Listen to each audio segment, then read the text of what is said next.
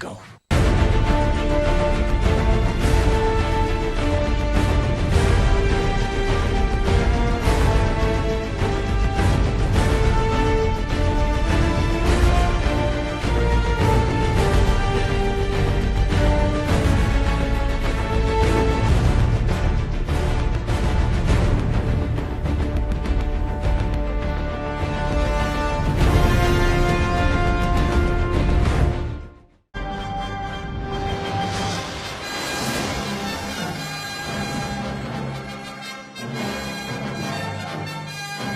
Hello guys, I'm Comic Book Movie Film Productions, and welcome back to the DC Film Retrospective. Today's film is the film that put DC, superhero, and blockbusters on the map for cinema, Superman 78. Before this film came out, superheroes and superhero media weren't really taken seriously, mainly due to Adam West's Batman tainting the scene and making anything associated with comics goofy, including the previous live-action Superman on TV and George Reeves. There was a biopic that is about him, ironically starring Ben Affleck as George Reeves in Hollywood Land, so if you want more info about that, you can watch it. But anyways, so when the Salkinds, a pair of movie producers, wanted to make a Superman movie, they couldn't convince Warner Bros. Or DC to get the film financed since they saw no profit in the film, but allowed them to use the IP and spend their own money to make the film from their father because they were incredibly wealthy, and if they made the film, they would release it theatrically. After a difficult production process from having multiple writers writing the script, the biggest name being Mario Puzo, who is most known for writing the Godfather trilogy, wrote a script that was over 500 pages long for it and a sequel, which we'll get into when we discuss Superman 2. But anyways, the Salkinds were also going through a slew of directors, ranging from William Friedkin, who directed The Exorcist, to Steven Spielberg, which the Salkinds didn't pick due to him asking for too much money and wanted to see if his next film would be a hit, since this film was in development for years before it got released. And the film Spielberg ended up making was Jaws, so it's pretty self-explanatory. The reason they were so tight with money was mainly due to them getting Marlon Brando for over $3.5 million for a 12-day shoot and then portion of the film's gross at the box office. He left filming for Apocalypse Now early to do this film, which he didn't even memorize his lines and messed with the director for ideas of how to use them, which included him being a talking briefcase and even a green bagel, which was just a test to see if he could mess with the director. That ended up being Richard Donner, who at the time just got done making The Open and before he did the Lethal Weapon series. He was the right price for the producers and they already liked The Omen, so it was a match made. After that, they were searching for who would play the title character. The list included many famous actors, but I eventually settled with Christopher Reeve, who was a nobody at the time and became a star due to this film. The rest of the cast got hired, mainly due to Brandon's involvement helping the legitimacy of the film, and it was made and released in December 1978. It was a big hit at the box office and it was a critical success, being one of the first true blockbusters along with Jaws and Star Wars to change cinema forever, along with the film having the biggest budget of any film ever made at the time with $55 million and some groundbreaking visual effects. The film ended up being iconic for superhero films, blockbuster films, and films in general. Now with the history out of the way, let's get into the plot. The film starts out on the planet Krypton as Jor-El, one of the council members of Krypton, played by Marlon Brando, sentences 3 criminals to the Phantom Zone for crimes of terror, which is General Zod and his 2 minions that won't show back up until the sequel. After that, he tries to convince the council that Krypton is going to explode in the next 30 days or so and that they need to do something about it. The council thinks he's crazy and tells him to keep his mouth shut and that he and his wife must stay on the planet. So he and his wife decide to send their son Kal to Earth as the planet gets destroyed.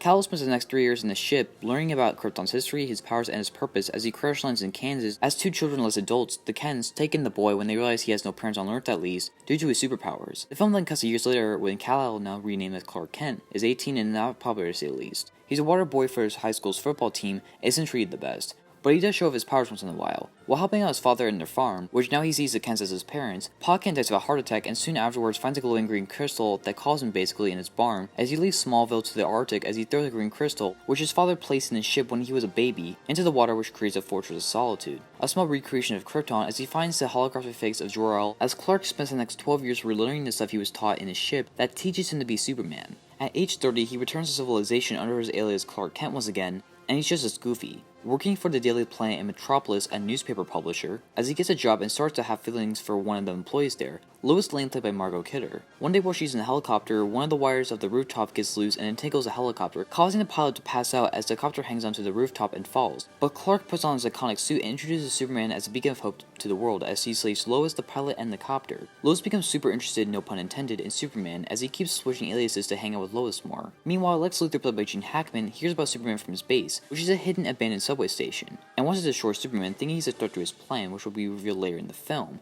So he, his goon Otis, played by Ned Beatty, and his lady henchman, Eve Taskmaster, played by Valerie Perrine, decide to kill Superman after researching his plan, and logically come to the conclusion that the materials from Superman's world are his weakness. So they come up with a plan to launch a couple of nukes into 2 different areas to distract Superman. As this is going on, he and Lois form a relationship. One day after Lex and his minions set up the pieces to their plan, it goes into motion. After a series of mishaps, they channel a frequency to where only Superman can hear, as he in his Clark Kent attire hears it and goes to Lex's base, where he reveals that his plan is to destroy a portion of California via one of the nukes so he can form a new west coast where the land he owns is, and he can profit off the land. Superman tries to stop him, but Lex puts a chain of kryptonite, which is Superman's weakness, because it's from his plan that was stated earlier in the film when they found out a portion of the spaceship Superman crashed in was found by a guy in Arabia that Lois later interviews around his neck and nearly drowns, but is saved by Eve, who saves him due to her mother living in New Jersey, which is where the other nuke is headed, due to Otis messing up the coordinates in the first nuke early in the film. Superman stops the first nuke in Jersey, but doesn't make it in time for the other nuke as a massive earthquake happens,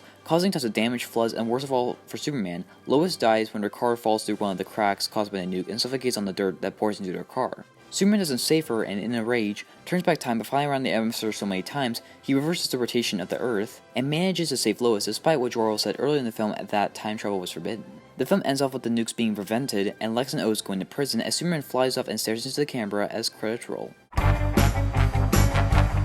This film is one of the most fantastical superhero films ever made. What I mean by that is that it embraces the wonder of Superman and how pure of a character he is, but the film doesn't have much action at all. Rather, it focuses on Superman's origin and setting up the world he lives in. Doing this makes Superman an actual interesting character that has motivations and depth to him. That often is ignored from his character. You truly root for him in this movie, and it's mainly not just because of the writing, but also Christopher Reeve's performance, who truly brings the character to life while also giving his own spin on it, along with Clark Kent, who gives the right amount of levity and tomfoolery that doesn't feel forced or annoying. And his chemistry with Margot Kidder is great as well, and a lot of their dialogue on screen is very iconic, especially for the first time Lois sees Superman. Easy, miss. I've got you. You've got me!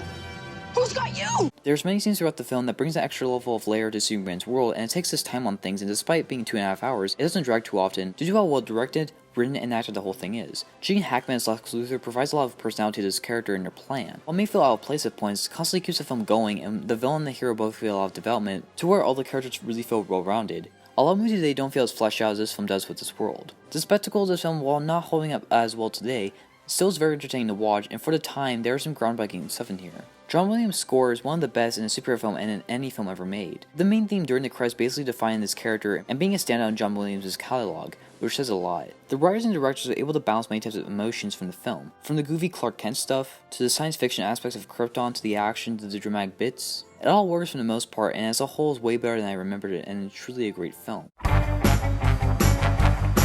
I don't have much to say in this section, but I do have a few gripes I should discuss. The main issue I have with the film, beyond some outdated effects and a couple of unnecessary scenes I saw in the beginning, is mainly with the ending. The film has a lazy way of coming up with a solution to him losing Lois and also Lex winning. By confusing time travel that makes Endgame's time travel make sense, and with Superman literally able to turn back time, if he wasn't powerful enough already, there's no real stakes anymore for the rest of the series since he can do that. But surprisingly he doesn't, which is very weird. I would rather have him go into a hot tub time machine than somehow being able to change the Earth's rotation. And then he just puts Lex and his goon in jail and flies off and the movie ends. With the film that really took its time on things, this is the one major aspect I wish they fixed up. Overall, Superman 78 is a classic film for not only DC and superhero films, but for films in general. This film was handled with so much care and really changing the game for superhero films going forward that it's nothing short of iconic. But looking at it as just a standalone movie, it's still vastly entertaining from the great acting, writing, direction, action set pieces, pacing, score, and so much more that shows you can make a great film from the most milquetoast comic book characters like Superman. It's a triumph and still is one of the best comic book films ever made to this day in my opinion. Despite some outdated elements and a rushed ending, this is near perfect.